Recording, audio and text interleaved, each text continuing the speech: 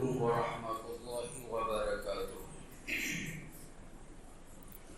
الحمد للہ الذی هدانا لهذا وما كنا لنهتدي لولا ان هدانا الله واشهد ان لا اله الا الله وحده لا شريك له واشهد ان سيدنا مولانا بارك وسلم اما بعد۔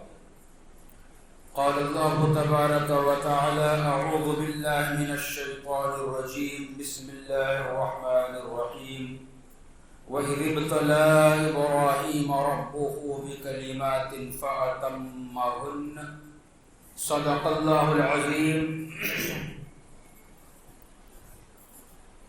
وفي موضع آخر قال الله تبارك وتعالى: أعوذ بالله من الشيطان الرجيم، ألم يجدك يتيما فآوى ووجدك ضالا فهدى ووجدك عائلا فأغنى، صدق الله العظيم۔ بسم الله الرحمن الرحيم۔ رب اشرح لي صدري ويسر لي أمري واحلل عقدة من لساني يفقهوا قولي۔ بسم اللہ الرحمن الرحیم۔ ایک دفعہ درود شریف پڑھ لیجیے۔ اللہم صلی علی محمد وعلی آل محمد کما صلیت علی ابراہیم وعلی آل ابراہیم انک حمید مجید۔ اللہم بارک علی محمد وعلی آل محمد کما بارکت علی ابراہیم وعلی آل ابراہیم انک حمید مجید۔ محترم بزرگوں، دوستوں اور عزیز ساتھیوں، اللہ تبارک و تعالیٰ کا لاکھاں شکر و احسان ہے کہ اللہ تبارک و تعالیٰ نے ہم سبوں کو جمعہ کا مبارک دن عطا فرمایا، اور جمعہ کی نماز ادا کرنے سے پہلے چند باتیں قرآن و حدیث کی روشنی میں سننے اور سنانے کا موقع عطا فرمایا۔ میرے دوستو، اسلامی کیلنڈر کے اعتبار سے یہ الحمدللہ ربیع الاول کا مہینہ شروع ہو چکا ہے، اور آج اس مہینے کا یہ پہلا جمعہ ہے۔ اسی مبارک مہینے کی 12 تاریخ کو آقا دو جہاں محمد مصطفیٰ صلی اللہ علیہ وسلم اس دنیا میں تشریف لائے، اور لا کر کے ہم تمام مسلمانوں اور قیامت تک آنے والے انسانوں کے اوپر بہت ہی بڑا احسان فرمایا۔ تو میرے دوستو، انشاءاللہ آج کے جمعہ میں آپ حضرات کے سامنے نبی کریم صلی اللہ علیہ وسلم کی زندگی کا وہ پہلو جو آپ کے آنے سے پہلے رونما ہوا، اس کا ذکر کرنے کی کوشش کروں گا، اس ارادے اور اس نیت سے کہ اللہ تبارک و تعالی ہمیں سمجھ عطا فرمائے، اور اس کے ذریعے سے نبی کریم صلی اللہ علیہ وسلم کی سچی اور پکی محبت ہم سبوں کے دلوں میں پیدا فرمائے، آمین۔ اور ساتھ ہی جو باتیں عمل کرنے کی ہو، ان تمام باتوں کے اوپر عمل کرنے کی بھی توفیق عطا فرمائے، آمین ثم آمین۔ میرے دوستو، اللہ تبارک و تعالی جب کسی کو انعام دینا چاہتے ہیں تو پھر اللہ تبارک و تعالی ان کو آزمائشوں کے اندر مبتلا فرماتا ہے، یعنی ان سے امتحانات لیتے ہیں۔ قرآن کریم کے اندر اللہ تبارک و تعالی نے حضرت ابراہیم علیہ السلام کا ذکر فرمایا ہے کہ اللہ تبارک و تعالی نے حضرت ابراہیم علیہ السلام کو جب انعام دینا چاہے تو اس سے پہلے آزمائشوں میں مبتلا کیا۔ اس کا ذکر اللہ نے خود قرآن کریم کے اندر بیان فرمایا، وَإِذِ ابْتَلَى إِبْرَاهِيمَ رَبُّهُ بِكَلِمَاتٍ فَأَتَمَّهُنَّ، کہ جب اللہ تبارک و تعالی نے حضرت ابراہیم علیہ السلام کو چند باتوں کے اندر امتحان لینا چاہا، آزمائشوں کے اندر مبتلا کیا، تو فَأَتَمَّهُنَّ، حضرت ابراہیم علیہ السلام نے ان آزمائشوں میں کامیابی حاصل کر لی۔ تو میرے دوستو، حضرت ابراہیم علیہ السلام کا جو امتحان تھا، جو اللہ تبارک و تعالی نے لیا، ہم اور آپ اچھی طرح جانتے ہیں کہ سب سے پہلا امتحان حضرت ابراہیم علیہ السلام کا یہ تھا کہ آپ کو ایک ایسے گھرانے میں پیدا فرما دیا جس گھر کا ماحول بتوں کے اندر مبتلا تھا کہ وہ لوگ اپنے ہاتھ سے بت کو بناتے اور اسے بیچا کرتے تھے۔ امتحان یہ تھا کہ کیا ابراہیم باپ کے عقیدے کو اپناتا ہے یا پھر اللہ تبارک و تعالیٰ کے دین کو اپناتا ہے۔ چنانچہ حضرت ابراہیم علیہ السلام اس میں کامیاب ہو گئے۔ بڑھاپے میں اللہ نے اولاد سے نوازا۔ اللہ پاک نے ارشاد فرمایا کہ تمہاری اولاد کو پیار نہیں کرنا اور اپنے آپ سے اسے جدا کرو، ایک ایسے ماحول کے اندر جا کر کے چھوڑو، ایک ایسے میدان میں جا کر کے چھوڑو جہاں نہ انسان ہو، نہ کھانے پینے کا انتظام ہو، نہ جہاں چرند و پرند ہو۔ چنانچہ آپ نے ایسا کیا، نہ پیار کیا اپنے بچے کو اور اپنی بیوی کو اسی وادی کے اندر جا کر کے ٹھہرایا جہاں اللہ کا حکم تھا، اور اس کے اندر بھی حضرت ابراہیم علیہ السلام کامیاب ہوئے۔ پھر اس کے بعد ایک امتحان آیا۔ اب کہا یہ گیا کہ اب آپ کو آگ کے اندر ڈالا جائے گا۔ اس سے پہلے یہ واقعہ رونما ہوا، چنانچہ آگ کے اندر ڈالا جانا ہے۔ یہاں بھی ایک امتحان یہ ہوا کہ فرشتے آ گئے مدد کرنے کے لیے۔ ابراہیم علیہ السلام نے کہا کہ آپ جو آئے وہ مدد کرنے کے لیے، آپ یہ بتلاؤ اللہ تبارک و تعالیٰ نے آپ کو بھیجا ہے یا پھر اپنی مرضی سے آئے ہو؟ تمام فرشتوں نے کہا کہ نہیں، اللہ کے حکم سے آئے ہیں۔ تو ابراہیم خلیل اللہ نے کہا کہ جو اللہ نے آپ کو بھیجا ہے وہ اللہ میرے حال کو جانتا ہے، وہی اللہ پہ مجھے اعتقاد و بھروسہ ہے، وہی مجھے اس آگ سے نجات دلائیں گے۔ چنانچہ اللہ تبارک و تعالیٰ کی محبت جوش میں آئی اور اللہ تبارک و تعالیٰ نے پھر یہ ارشاد فرمایا قلنا یا نار کونی بردا وسلاما علی ابراہیم، کہ اللہ نے آگ کو حکم دیا کہ ابراہیم کے اوپر تو سلامتی کے ساتھ ٹھنڈی ہو جا۔ کامیابی حاصل آپ نے کر لی، بچوں کو جنگل میں چھوڑ کر کے بھی کامیابی حاصل کر لی۔ پھر اس کے بعد امتحان آخری میں یہ حد کر دی گئی کہ اللہ نے کہا کہ اپنے بیٹے کو ذبح کرو۔ چنانچہ ذبح کرنے کو تیار، گردن کے اوپر آپ نے چھری رکھ دی، آپ نے اس کے اندر بھی کامیابی حاصل کر لی۔ تو ہر استاد جب اپنے شاگرد کا امتحان لیتا ہے اور امتحان میں جب وہ کامیاب ہو جاتا ہے، اور باپ بھی جب دیکھتا ہے کہ میرا بیٹا ہر امتحان میں کامیاب ہوا ہے، تو کہتا ہے بیٹا اب تم مجھ سے مانگ، کیا مانگنا، کیا لینا چاہتا ہے، تجھے انعامات سے نوازوں گا۔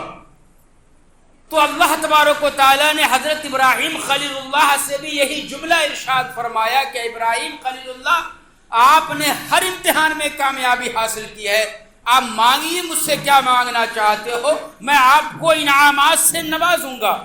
چنانچہ اللہ تبارک و تعالیٰ نے کہا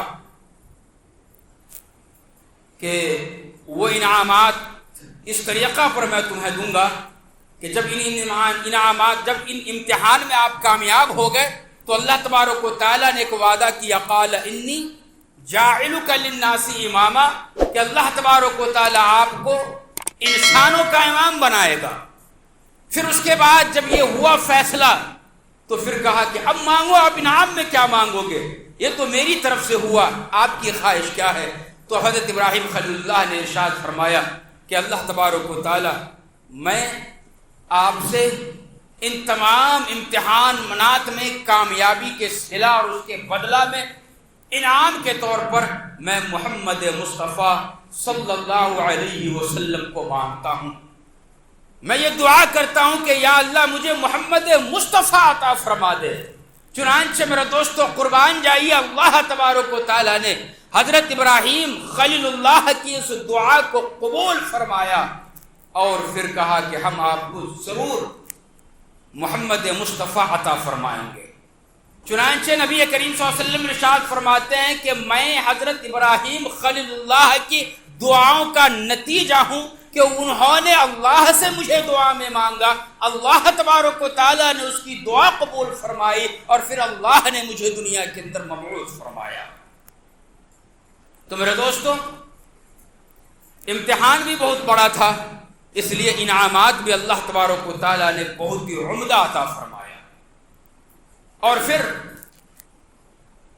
نبی کریم صلی اللہ علیہ وسلم کے دادا، آپ کے والد محترم، آپ کی والدہ محترمہ، ان سبھوں کو بھی اللہ تبارک و تعالیٰ نے انعامات سے نوازنا تھا اور انعام محمد مصطفیٰ کی شکل میں دینا تھا۔ اس لیے ان تمام ہستیوں سے اللہ تبارک و تعالیٰ نے بہت ہی زیادہ امتحانات لیے اور ان کو آزمائشوں کے اندر ڈالا۔ سب سے پہلی آزمائش آپ کے دادا عبد المطلب کی ہوئی۔ آپ کے دادا کا نام عبد المطلب تھا، یہ ہر کوئی جانتا ہے، لیکن ان کا اصلی نام کیا تھا یہ تقریباً لوگ نہیں جانتے، یا پھر عبد المطلب نام کس طریقہ پر پڑا یہ بھی کئی لوگ نہیں جانتے۔ تو آئیے ہم اور آپ جاننے کی کوشش کرتے ہیں۔ محمد مصطفیٰ صلی اللہ علیہ وسلم کے دادا عبد المطلب کا اصلی نام شیبہ تھا۔ شیبہ کہا جاتا ہے بوڑھے شخص کو۔ جب آپ پیدا ہوئے تھے تو آپ کے سر کے بال سفید تھے، تو اسی کی طرف منسوب کر کے آپ کا نام شیبہ رکھ دیا گیا۔ بچپن میں والد کا انتقال ہو گیا، آپ یتیم ہو گئے، تو آپ کی والدہ آپ کو لے کر کے اپنے میکے مدینہ منورہ چلی گئی اور وہیں پہ رہنے لگی۔ اب یہ بچہ شیبہ وہیں پہ پلا ہے، بڑا ہے، جوان ہوا ہے، اور جوانی کے عالم میں لوگ بچوں کے ساتھ نشانہ بازی تیروں کے ذریعے سے کیا کرتے تھے۔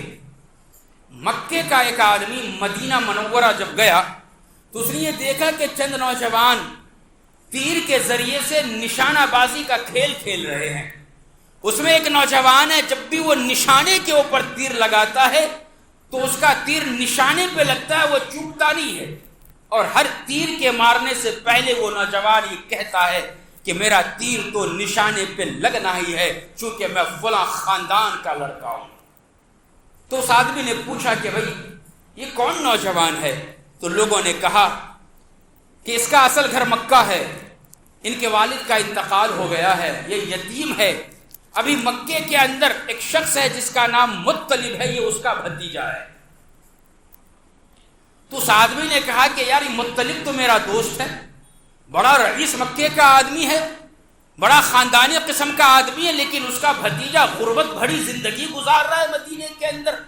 وہ اپنے دوست کے پاس مکہ میں پہنچا اور کہا کہ بھائی تو شیخی بگاڑتا ہے اور اپنے آپ کو بڑا مالدار اور عزت والا کہتا ہے، لیکن تمہارا بھتیجا مدینے کے اندر شیبہ جس کا نام ہے وہ غربت بھری زندگی گزار رہا ہے۔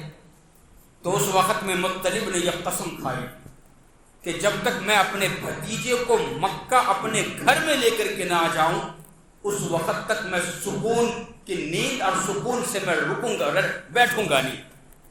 چنانچہ اسی وقت سواری نکالا اور بیٹھ کر کے مدینہ کی طرف گیا۔ شیبہ کے خاندان والوں کے پاس جا کر کے ان کی ماں سے، ان کے خاندان والوں سے بات کی۔ شیبہ کی والدہ پہلے تیار نہیں تھی کہ میں میرے بیٹا کو میرے سے میں جدا کر دوں، لیکن خاندان والوں نے کہا کہ یہ رئیس لوگ ہیں، قریش کے بڑے سردار قسم کے لوگ ہیں، تمہارا بیٹا جب اس خاندان میں جائے گا اپنے چاچا کے پاس رہنا شروع کرے گا، ان کی زندگی چینج ہو جائے گی اور یہ بھی مالداروں میں شمار کیا جائے گا، غربت ان کی دور ہو جائے گی، لہٰذا آپ اسے جانے دو۔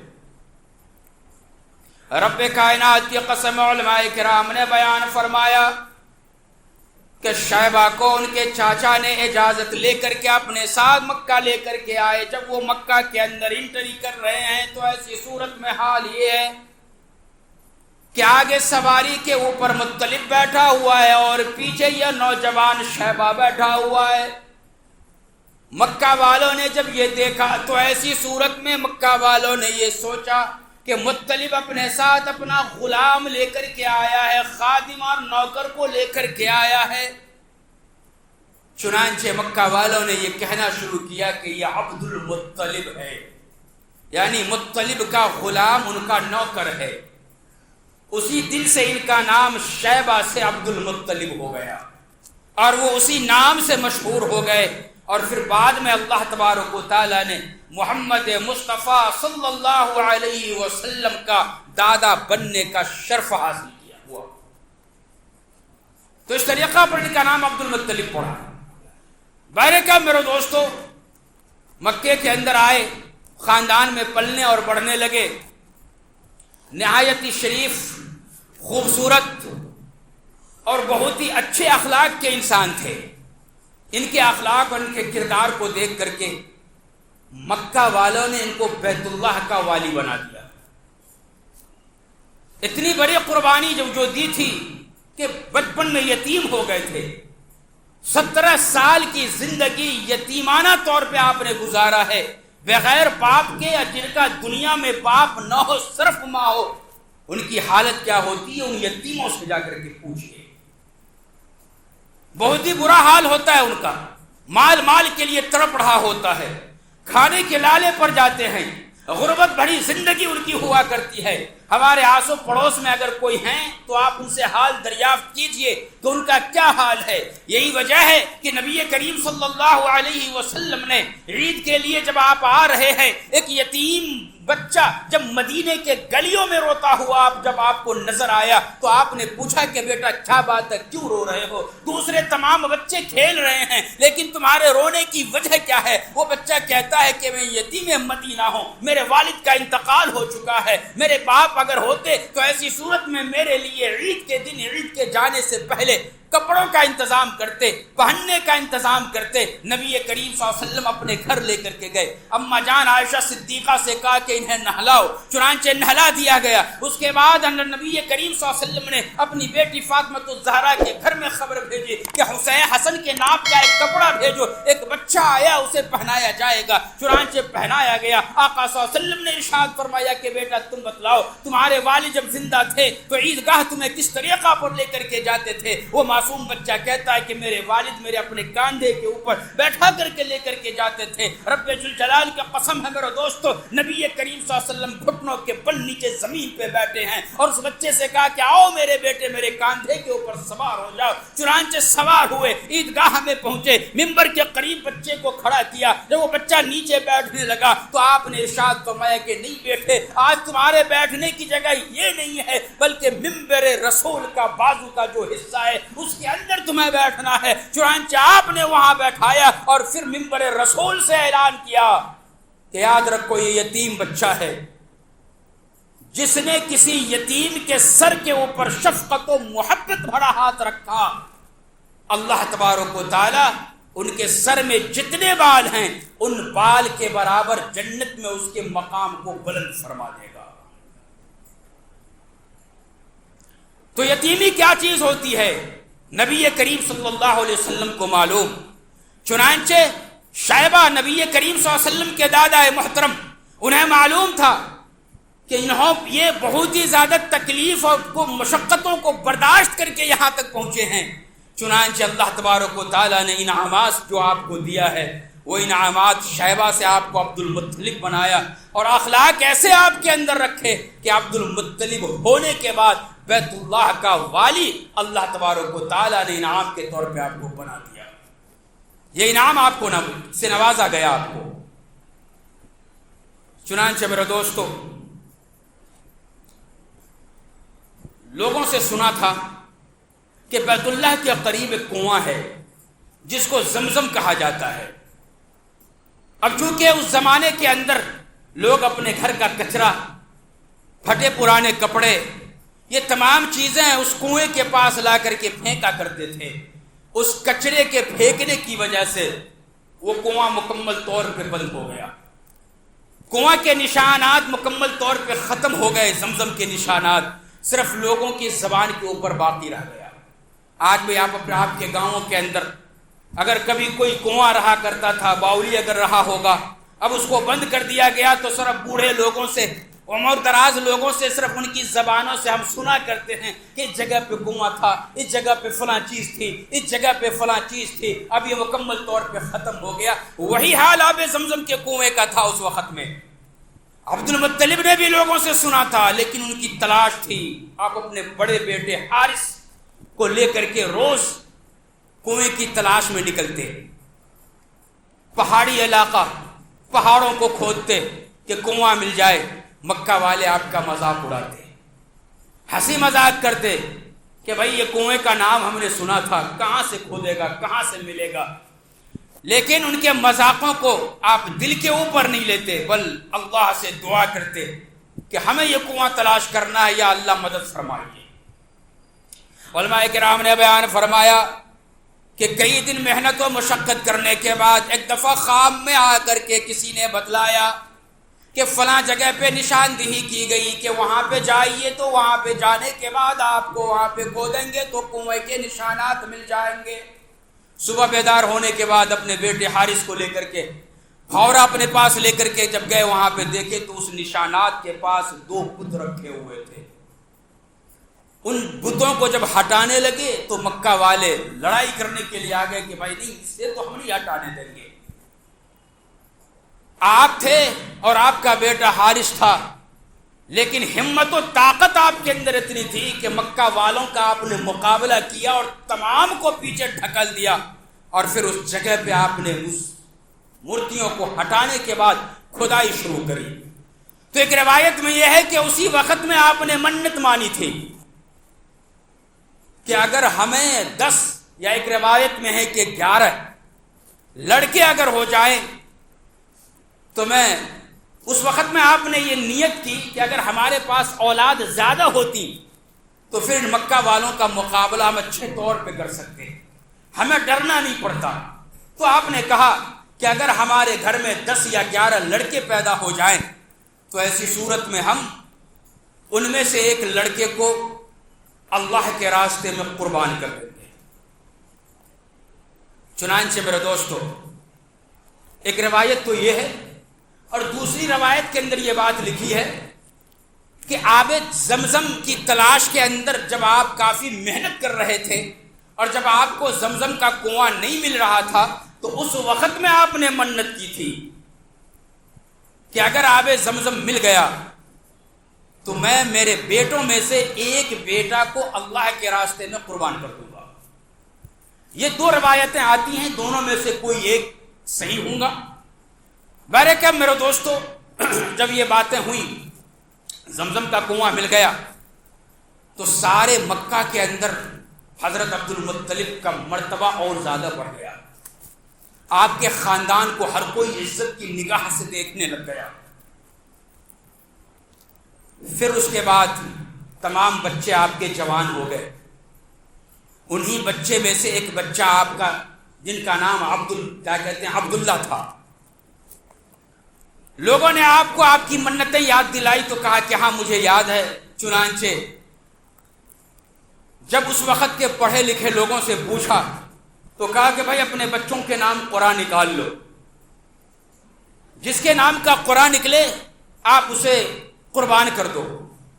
رب کائنات کی قسم ہے، جب قرآن اندازی کی گئی اور تمام بچوں کے نام جب لکھے گئے اور جب قرآن نکالا گیا تو اللہ کا کرشمہ یہ ہوا کہ ان تمام قرآن کے اندر جو نام قرآن میں آیا وہ نام کوئی اور نہیں بلکہ حضرت عبداللہ کا نام تھا۔ حضرت عبداللہ کا نام آنے کے بعد قربان گاہ میں جب لے جانے لگے تو آپ کی بیٹیاں بھی تھیں، یعنی حضرت عبداللہ کی اور بہنیں بھی تھیں اور دوسرے بھائیاں بھی تھے۔ تمام بہن اور بھائیوں میں اکلوتے ایسے خوبصورت فرزند اور خوبصورت انسان تھا کہ ہر مکہ والوں کی نگاہ ان کے اوپر جمی رہتی تھی کہ ایسا خوبصورت بچہ ہم نے دیکھا نہیں ہے۔ اور اس بچے کو جب قربان کرنے کے لیے قربان گاہ میں جب لے جایا جانے لگا تو ایسی صورت میں تمام بہنوں نے رو رو کر کے ان کا برا حال ہے منت و سماجت باپ کے سامنے یہ کرنے لگ گئی کہ ابا جان آپ یہ کام ہرگز مت کیجئے، ہم بہنوں میں سے کسی ایک بہن کو ان کی جگہ پہ قربان کیجئے اور اس عبداللہ کو آزاد کر دیجئے۔ تمام بھائی یہ کہنے لگے کہ ابا جان اسے عبداللہ کو نہیں بلکہ ہمیں قربان کیجئے عبداللہ کی جگہ پہ، یہ بہت ہی پیارا بچہ ہے، میرا بھائی ہے، میں اسے قربان ہوتے ہوئے نہیں دیکھ سکتا۔ راہب کے پاس پہنچے، راہب نے کہا کہ ایک کام کرو، عبداللہ اور 10 اونٹ کے درمیان قرآن اندازی کرو۔ اس وقت میں ایک جان کی قیمت 10 اونٹ ہوا کرتی تھی۔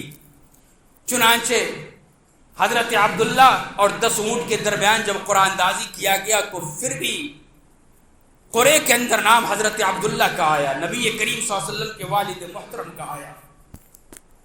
10 اونٹ پھر بڑھا دیے گئے، پھر قرآن اندازی کیا گیا، پھر حضرت عبداللہ کا نام آیا۔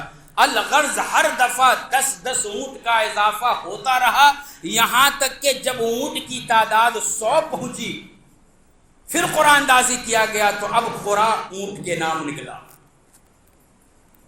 عبد المطلب کے دل کے اندر یہ خدشہ تھا کہ بھائی ہو سکتا ہے کہیں غلطی سے اونٹ کا نام آ گیا ہو، لہذا دل کی تشفی کے لیے چلو ایک بار اور قرآن اندازی کر لیتے ہیں۔ چنانچہ جب پھر سے 200 اونٹ کے مقابلے میں جب قرآن اندازی کی گئی تو دوسری بار بھی قرآن اونٹ کے نام نکلا۔ اب اس کے بعد حضرت عبداللہ کو اس طریقہ پر اللہ تبارک و تعالیٰ نے بچا لیا اور ان کی جگہ پہ 100 اونٹ کو قربان کر دیا گیا۔ میرے دوستو، اور جب حضرت عبداللہ بچ گئے، لوگوں کے اندر مشہور ہو گئے کہ یہ ذبیحہ ہیں، اللہ کے نام کے اوپر یہ ذبح ہونے والے تھے، لیکن اللہ تبارک و تعالیٰ نے انہیں بچا لیا اور ان کی قیمت 100 اونٹ لگ گئی۔ ہر قبیلہ والوں کی یہ خواہش تھی کہ یہ نوجوان ہمارے خاندان کا داماد بنے، میں اپنی بیٹی ان کی خدمت میں پیش کروں اور ان سے شادی کرے۔ ہر قبیلہ والوں کی یہ خواہش تھی۔ ہر قبیلے والوں نے رشتہ بھیجا، لیکن حضرت عبد المطلب نے سب کو انکار کیا۔ آخر میں ایک قبیلہ تھا جن کا نام بنو زہرہ تھا۔ بنو زہرہ میں ایک آدمی تھا وہب ابن عبد المناف، ان کی بیٹی تھی سیدہ آمنہ، بہت ہی خوبصورت، نیک سیرت میں بہت ہی زیادہ مشہور تھی۔ حضرت عبد المطلب نے اپنے بیٹے عبداللہ کا رشتہ ان کے پاس بھیجا تو یہ لوگ پہلے سے منتظر تھے کہ ایسا رشتہ آئے تو فوراً میں کروں، چنانچہ فوراً قبول کر لیا گیا۔ جب شادی ہوئی حضرت عبداللہ کی تو اس وقت میں ایک روایت میں بات ہے کہ آپ کی عمر 17 سال تھی، ایک روایت میں ہے کہ آپ کی عمر 16 سال سے کچھ زیادہ تھی، اور 2 سال کم حضرت آمنہ کی عمر تھی۔ میرے دوستو، شادی ہو گئی، حضرت عبداللہ کی شادی ہو رہی ہے، لیکن یہاں پہ شادیوں کے اندر اس وقت کا جو رسم و رواج تھا ان تمام رسموں کو مکمل طور پہ چھوڑ دیا گیا۔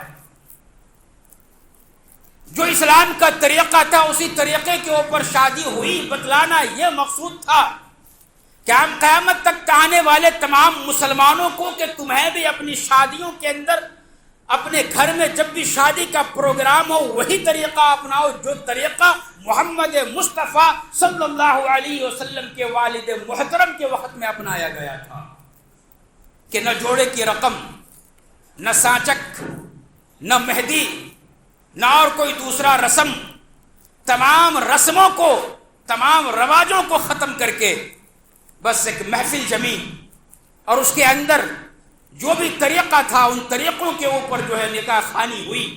پھر رخصتی ہوئی، رخصتی ہونے کے بعد اما جان سیدہ آمنہ رضی اللہ تعالی عنہ کو لایا گیا۔ رخصت کرنے کے بعد چند دنوں کے بعد میرے دوستو ایک قافلہ تجارت کا شام جا رہا تھا۔ نوجوان عمر کے آپ تھے، چچا عبد المطلب کیا کہتے ہیں، والد عبد المطلب نے یہ کہا کہ بھائی تم بھی ان قافلے والوں کے ساتھ جاؤ اور جا کر کے کچھ تجارت کا مال لے کر کے جاؤ اور جا کر کے بیچو۔ نئی نئی شادی ہوئی تھی، ہم اور آپ نے بھی شادی کے بندھن میں بندھے ہوں گے۔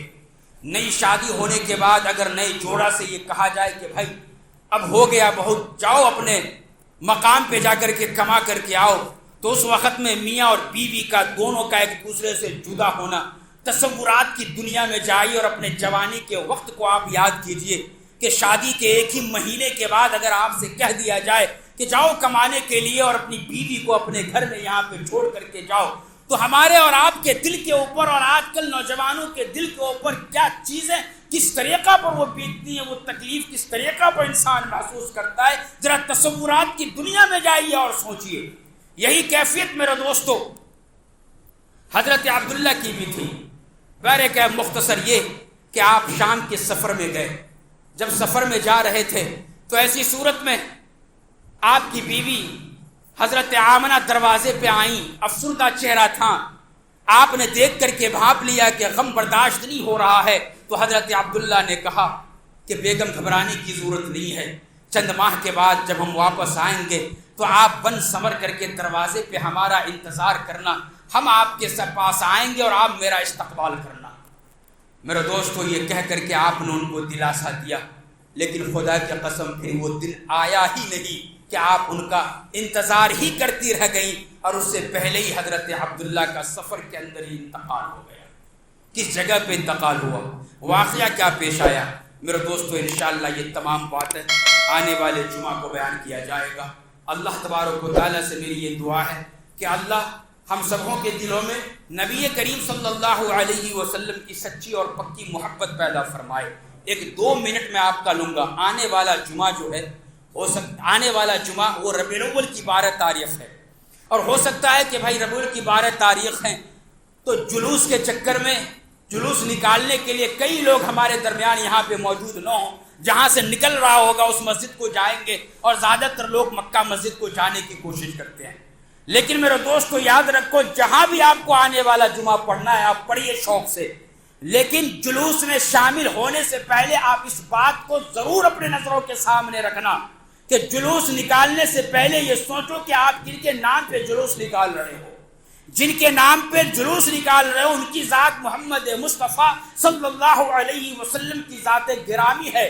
جلوس میں شامل ہونے سے پہلے اور جلوس نکالنے سے پہلے ان کے اخلاق کو پڑھ لینا، ان کے کردار کو پڑھ لینا، ان کے اخلاق کو پڑھنا اور بتلانا کہ سوچنا کہ کیا طریقہ نبی کریم صلی اللہ علیہ وسلم نے دیا تھا. نبی کریم صلی اللہ علیہ وسلم کا طریقہ یہ تھا. حضرت انس رضی اللہ تعالیٰ عنہ بیان فرماتے ہیں آقا صلی اللہ علیہ وسلم ایک دفعہ ہمارے ساتھ سفر میں تھے، چنانچہ میں آقا صلی اللہ علیہ وسلم کے ساتھ سفر کر رہا تھا، ایک محلے کے اوپر سے گزر ہوا تو ایسی صورت میں وہاں پہ بانسری کی آواز آ رہی تھی. نبی کریم صلی اللہ علیہ وسلم نے اس آواز سے اتنی زیادہ نفرت کی ہے کہ آپ نے اپنے دونوں کان کے اندر اپنے ہاتھ کی انگلی کو رکھ کر کے دبا جو ہے دبا لیا ہے، اور آپ تیزی قدم سے وہاں سے نکل گئے. اور حضرت انس سے یہ کہتے ہیں کہ انس کیا وہ منحوس آواز ابھی بھی آ رہی ہے؟ اتنا بھی آپ نے گوارا نہ کیا کہ خدا کان سے انگلی ہٹا کر کے وہ سن لے. اتنی زیادہ اس آواز سے آپ نے نفرت کا اظہار کیا ہے. اب میرے دوستو وہ لوگ جو جلوس کے اندر شامل ہوتے ہیں وہ گانے لگاتے ہیں، ناچتے ہیں، گاڑیوں کے اوپر بیٹھ کر کے وہ ریس کرتے ہیں، اور گاڑیوں کے اندر جو بیٹھ کر کے وہ تمام طریقے کا وہ کام کرتے ہیں جو آج کل غیر مسلم نوجوان کرتے ہیں. وہی طریقہ آج مسلمان نوجوانوں نے نبی کریم صلی اللہ علیہ وسلم کے میلاد والے دن کے اوپر جلوس کے نام پہ وہ کرتے ہیں. اس حدیث کو اپنے نظروں کے سامنے رکھنا. خدا کی قسم اگر آج آپ نے اس طریقہ پر نبی کریم صلی اللہ علیہ وسلم کا میلاد کا دن منایا ہے تو یاد رکھیے قیامت کے دن حوض کوثر کے پاس جب آپ جائیں گے اور فرشتے یہ کہہ دیں کہ نبی کریم صلی اللہ علیہ وسلم آپ اسے حوض کوثر سے نہ پلانا، آپ ان کے نام کی شفاعت نہ کرنا، اس لیے کہ میلاد والے دن یہ آپ کے نام پہ گانے سنا کرتا تھا، اور گانے سن کر کے وہ ناچا کرتا تھا، اور نہ جانے کیا کیا طریقہ وہ اپنایا کرتا تھا. نبی کریم صلی اللہ علیہ وسلم کو کیا تکلیف پہنچے گی میرے نوجوانوں. اس لیے ہمیں چاہیے کہ آپ کو اگر جلوس نکالنا ہے میلاد النبی کے دن تو آپ جلوس شوق سے نکالیے، لیکن اس بار اس کا طریقہ کچھ الگ ہونا چاہیے. جلوس نکالنا ہے طریقہ الگ ہونا چاہیے. میں آپ کو ایک طریقہ بتلاتا ہوں، انشاءاللہ آپ سب اس کے اوپر عمل کرنے کی کوشش کیجیے. آپ فجر کی نماز کے لیے اٹھیے، اپنے گھر والوں کو اٹھائیے، بیویوں کو اور اپنے گھر میں ماں بہنوں کو اپنے گھر میں نماز پڑھنے کا حکم دیجیے کہ فجر کی نماز آپ کو پڑھنا ہے. اپنے بچوں کو لے کر کے گھر سے باہر نکلیے، راستے میں جتنے بھی مسلمانوں کے گھر آئے سبوں کو اٹھائیے اور کہیے کہ نبی کریم صلی اللہ علیہ وسلم کا میلاد والا دن ہے، فجر کا وقت ہے، آؤ جلوس نکالتے ہیں. اور یہ جلوس مسجد تک جائے گی، محلے کی مسجد تک جائے گی. پھر اپنے گھر کے اندر درود شریف کی محفل لگائیے، نبی کریم صلی اللہ علیہ وسلم کے اوپر اس دن درود پڑھیے، کثرت سے درود پڑھیے. جتنا کثرت سے آپ درود پڑھیں گے نبی کریم صلی اللہ علیہ وسلم کے روضہ اقدس میں آپ کا نام آپ کے والد کے نام کے ساتھ پیش کیا جائے گا۔ پھر نبی کریم صلی اللہ علیہ وسلم اللہ پاک سے دعا کریں گے کہ یا اللہ آپ کا فلاں بندہ جن کے باپ کا نام یہ ہے، ہمارے پاس جو ہے درود کا تحفہ آیا ہے، اگر یہ بندہ کسی مصیبت میں مبتلا ہو ان کی مصیبت کو دور فرما دے۔ پھر ظہر کا وقت آئے گا، اپنے گھر سے نکلیے ایک اور جلوس نکالیے، وہ جلوس کہیں اور نہیں بلکہ آپ کے گھر سے، آپ کے پڑوس سے ہو کر کے، پڑوسیوں کو ساتھ میں لے کر کے وہ جلوس آپ کے محلے کے مسجد تک جانی ہے ظہر کی نماز کے لیے۔ پھر اسی طریقہ پر عصر کی نماز کے لیے بھی جلوس نکالیے، مغرب اور عشاء کے لیے بھی جلوس نکالیے، اور جہاں کہیں بھی مساجد کے اندر نبی کریم صلی اللہ علیہ وسلم کے نام پہ لوگ جمع ہو رہے ہیں اس محفل میں بیٹھیے، چونکہ جب ایسے مبارک محفل میں بیٹھیں گے جن میں اللہ کے نبی کا ذکر ہوگا، اللہ کے نبی نے جو ہے وعدہ کیا ہے ایسے محفل میں بیٹھنے والے کی اللہ تبارک و تعالی مغفرت فرما دیتا ہے۔ تو اس طریقہ پر میرے دوستو اگر نکالنا ہے جلوس تو نکالیے، اور بیہودہ باتوں کے اندر اور بیکار کے کاموں کے اندر اپنے اوقات کو اس دن ہرگز مت جو ہے لے کر کے جائیے، شمار کیجیے۔ اللہ تبارک و تعالی ہم سبوں کو عمل کرنے کی توفیق